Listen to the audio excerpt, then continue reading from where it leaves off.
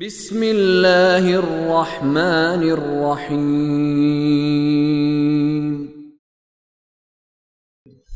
وما محمد إلا رسول قد خلت من قبله الرسل أفإن مات أو قتل انقلبتم على أعقابكم ومن ينقلب على عقبيه فلن يضر الله شيئا وَسَيَجْزِي اللَّهُ الشَّاكِرِينَ۔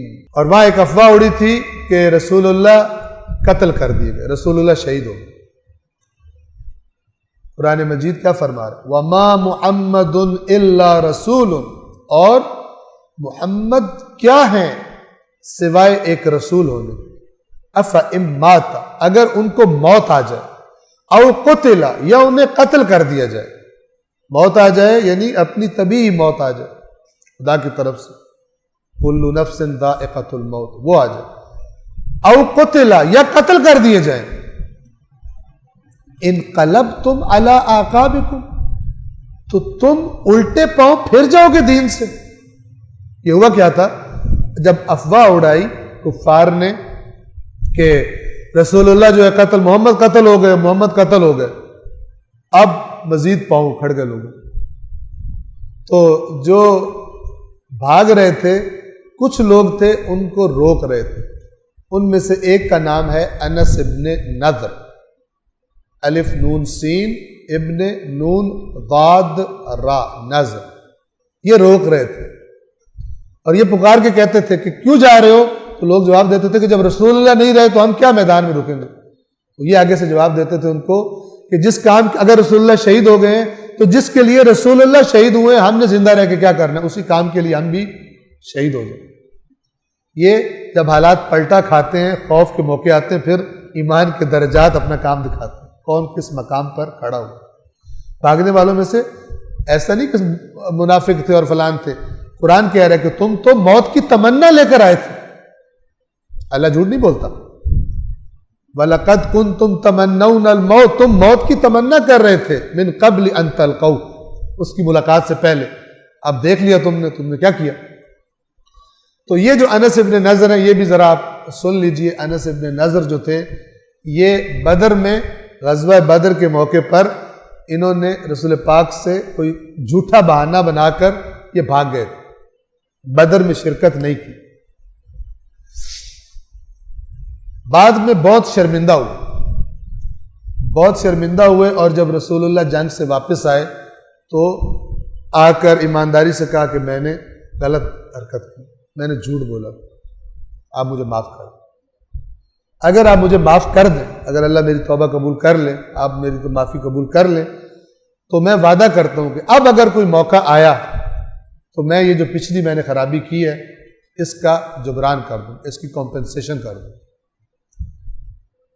احد میں یہ انس بن نضر ان میں سے ہیں کہ جب بھاگ رہے تھے کافی لوگ، یہ روک رہے تھے اور لڑ رہے تھے۔ بہرحال یہ لڑتے رہے، شہید ہو گئے۔ جب جنگ ختم ہو گئی اور مسلمان شہداء کی لاشیں اٹھا رہے تھے تو اچانک رسول اللہ نے کچھ لوگوں سے کہا کہ میرے ساتھ آؤ، ایک طرف اشارہ کیا، چل پڑے، اور ایک چٹان کے پیچھے جب گئے وہاں پر انس ابن نضر کی جو لاش تھی اس کے ٹکڑے پڑے ہوئے تھے، اور روایت کے مطابق پتہ نہیں 80 یا 90 کے قریب زخم لگے ہوئے تھے، تیروں کے، تلواروں کے، نیزوں کے، اور جسم کٹا پھٹا پڑا ہوا تھا۔ اور میں معذرت بھول گیا، جب رسول اللہ نے فرمایا کہ میرے ساتھ چلو اس طرف، تو جملہ یہ بولا کہ اس طرف چلو، مجھے اس طرف سے جنت کی خوشبو آ رہی ہے۔ تو جب اس طرف گئے اور اس چٹان کے پیچھے گئے تو انس ابن نضر کی لاش پڑی ہوئی تھی، اور وہاں پر بعض روایات کے مطابق وہ آیت اتری تھی کہ من المؤمنین رجال صدقوا ما عاہدوا اللہ علیہ، مومنوں میں سے کچھ مرد ایسے ہیں کہ انہوں نے جو اللہ سے وعدہ کیا تھا اس کو سچا کر کے انہوں نے دکھا دیا۔ اور یہ وہ تھا کہ جو انس نے کہا تھا اب اگر کوئی موقع آیا تو میں وعدہ کرتا ہوں کہ میں اس پچھلی غلطی کی تلافی کر دوں۔ من المؤمنین رجال، مومنوں میں سے کچھ مرد ایسے ہیں کہ جو انہوں نے اللہ سے وعدہ کیا تھا اسے سچا کر کے دکھا دیا۔ فمنہم من قضا نحبہ، کچھ ایسے ہیں جنہوں نے جس کو موت آ گئی اس راستے میں، وَمِنْهُمْ مَنْ يَنْتَظِرُ، اور کچھ ایسے ہیں جو انتظار میں چاہتے تھے لیکن نہیں لکھی تھی وہاں پہ موت، وہاں پہ شہادت نہیں لکھی تھی لیکن ہیں انتظار میں، ہیں سچے۔ وَمَا بَدَّلُوا تَبْدِيلًا، انہوں نے کوئی تبدیلی اپنے جذبے میں اور اپنے عہد میں نہیں کی کہ موت دیکھ کر فوراً کہیں کہ یا اللہ ہم نے تو یوں کہا تھا، تو یوں کہا تھا، تو یہ کہا تھا، بھاگ جائیں وہاں سے۔ انہوں نے کوئی تبدیلی اپنے اللہ کے ساتھ وعدے میں نہیں کی۔ صلوات پڑھیے محمد والے۔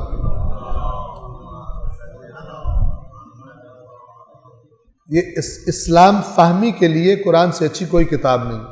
حقیقت اسلام ایک ہوتا ہے موڈیفائڈ اور ایڈیٹڈ اسلام، جو ہر شہر کے حالات کے مطابق، ہر علاقے کے حالات کے مطابق اسلام چینج ہو جاتا ہے۔ ایک وہ اسلام ہے، ایک خالص اسلام ہے کہ جو قرآن نے بیان کیا ہے۔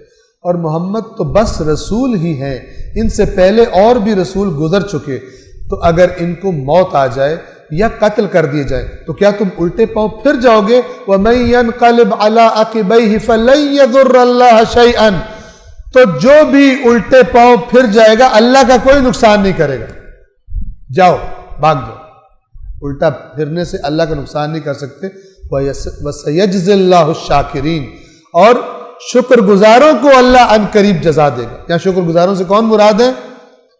جنہوں نے آخر تک میدان نہیں چھوڑا، اور یہ جو نعمت اسلام ملی تھی اس کا شکر کیا ہے؟ اس کے دفاع میں میدان میں رہے، اگر جان بھی دینی پڑی تو دے دیں۔ یہ نعمت اسلام کا شکر، یہ ہے نعمت قرآن کا شکر، نعمت رسالت کا شکر یہ ہے۔ کیونکہ قرآن میں جو لفظ آتا ہے آیت کے آخر میں وہ ریلیٹڈ ہوتا ہے پچھلی بات سے، وَسَيَجْزِي اللَّهُ الشَّاكِرِينَ۔ اس سے مراد یہ نہیں ہے کہ گھر میں جا کے میدان سے بھاگ جاؤ، وہاں کہو یا اللہ تیرا شکر ہے جان بچ گئی، اللہ شکر کرنے والوں کو جزا دے گا، ایسی بھی تعویل باز کر لیتے۔ شکر کیا ہے؟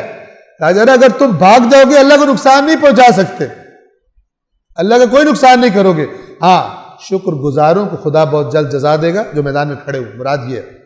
صدق اللہ العلی العظیم۔